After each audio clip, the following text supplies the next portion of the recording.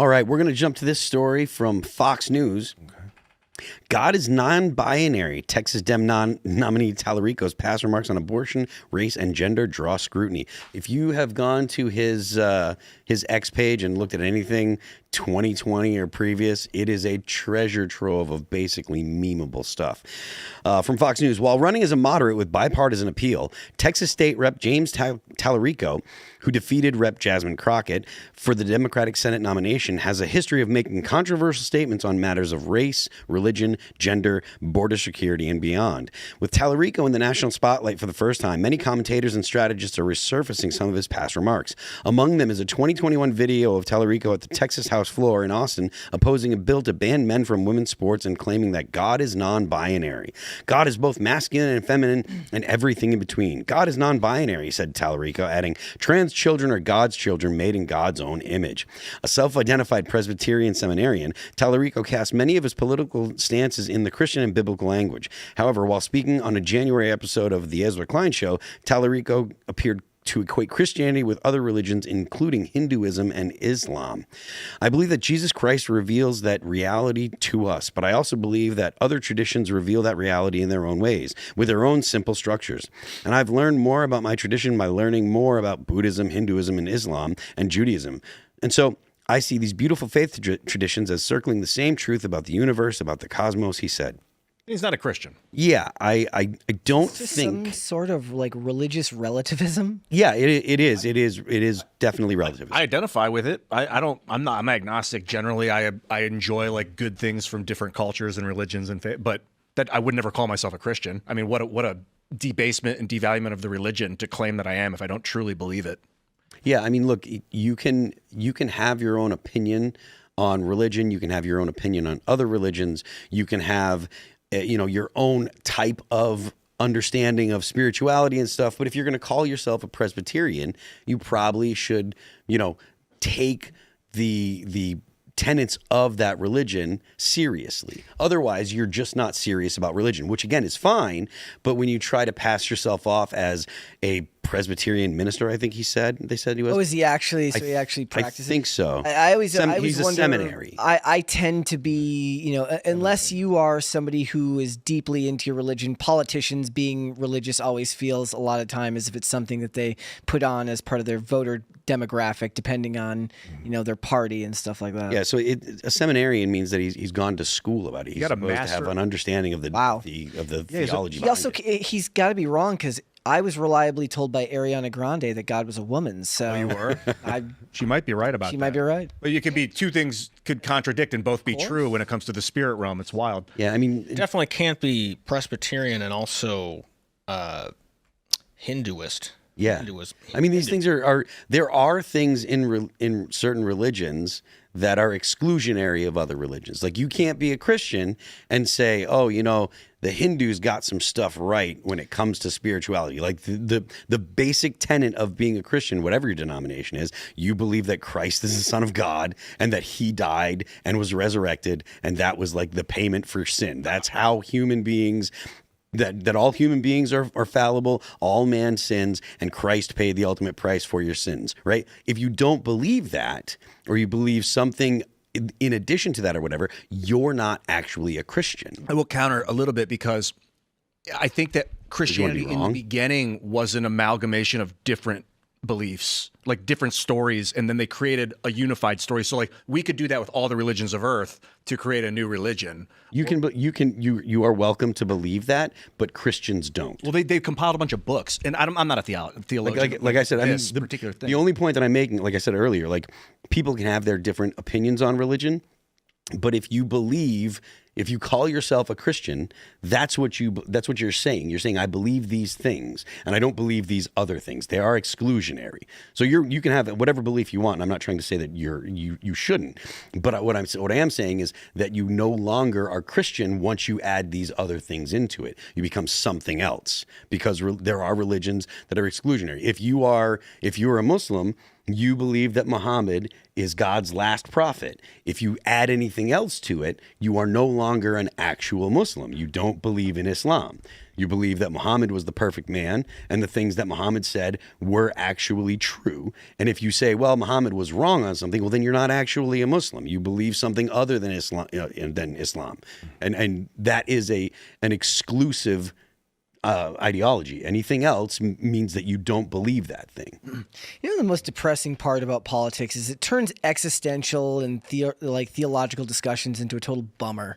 Because this isn't my wheelhouse, but I know that this dude is this is the worst of the worst when it comes to having to have these discussions, right? Because it's like, I can listen to what he has to say, know that he's ideologically captured. If he doesn't believe it himself, he's ideologically captured by whoever his potential voting base is. Yeah. I don't know if he's at a women's summit in that photo, but it's all women behind him in that photo. And it really does turn these types of discussions, which 15 years ago with your friends might have been interesting.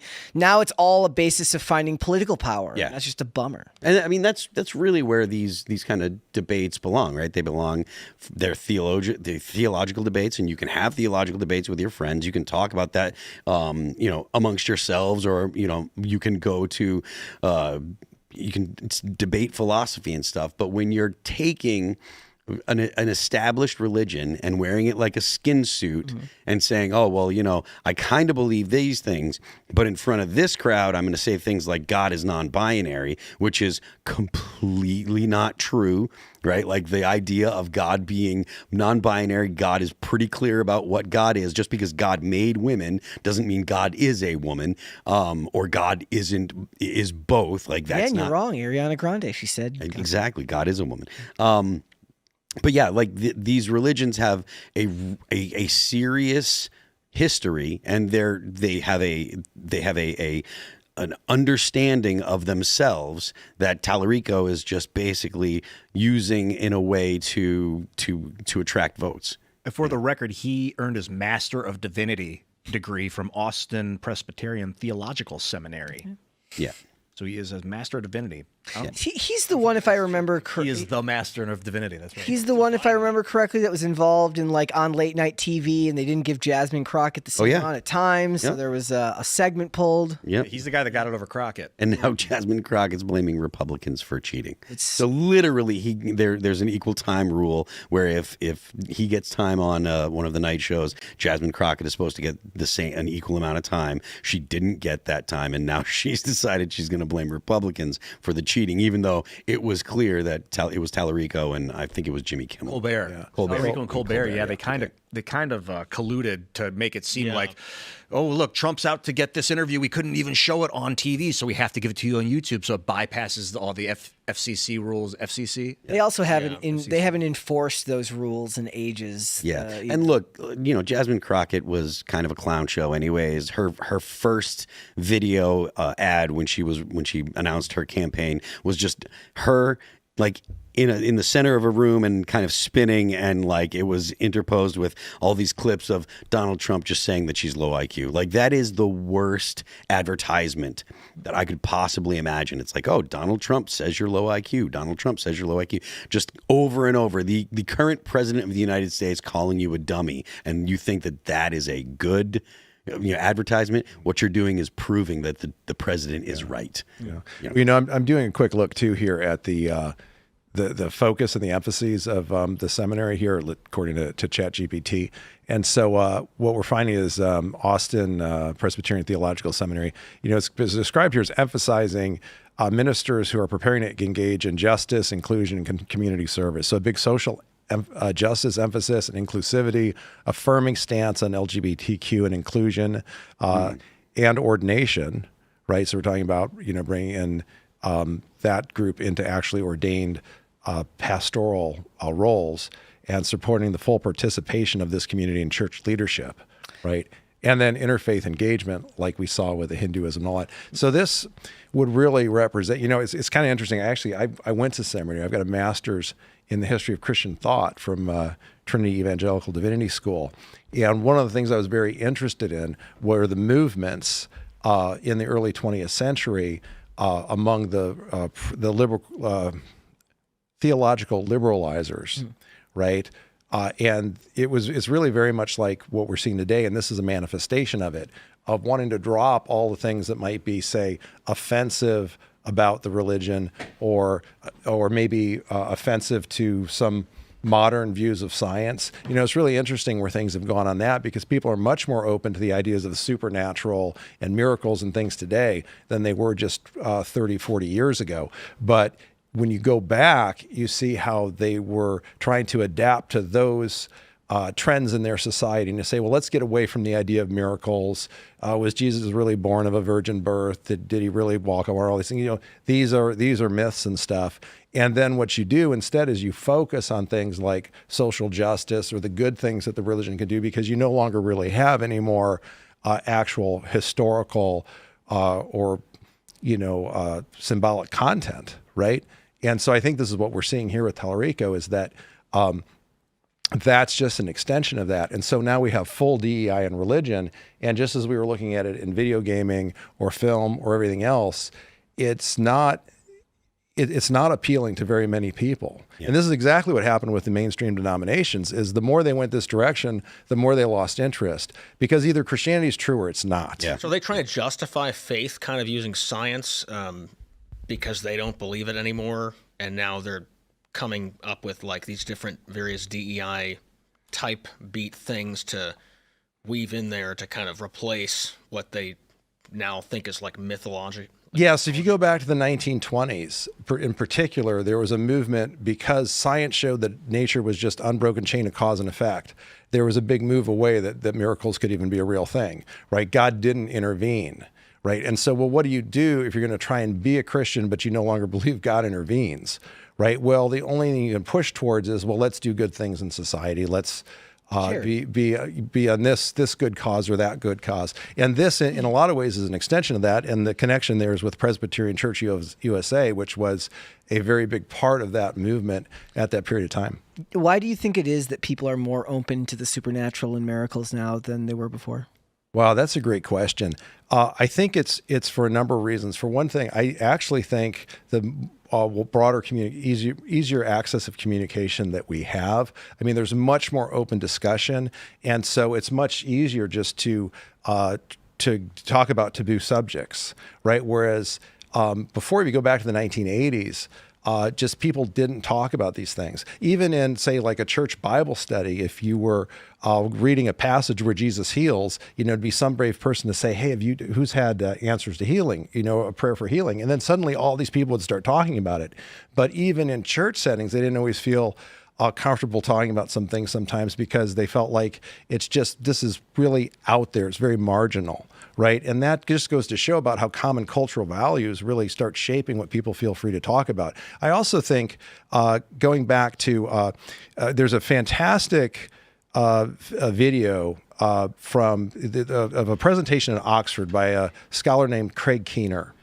And he did a 2-volume series back in 2014. And this, I think, really does get to your question. So 2014 was a turning point when scholarship in universities in certain niche fields like science and religion started saying, is there more to the reports of miracles than we've been given credit, coming from our scientific background? And so Craig Keener at Oxford in 2014 gives this incredible synopsis of what he had found it was at the Ian Ramsey Center, and anybody can Google it. It's an hour of amazing documentation where he went around the world, because his wife's African, and he said, their family had stories of miracles that were just mind-blowing. And so he wanted to see, he's a New Testament scholar, so he wanted to learn more about this, and he really went around the world gathering like scientific level quality testimonies of actual miracles. And so then that led following to Eric Metaxas picked up on that and wrote a fantastic book called Miracles.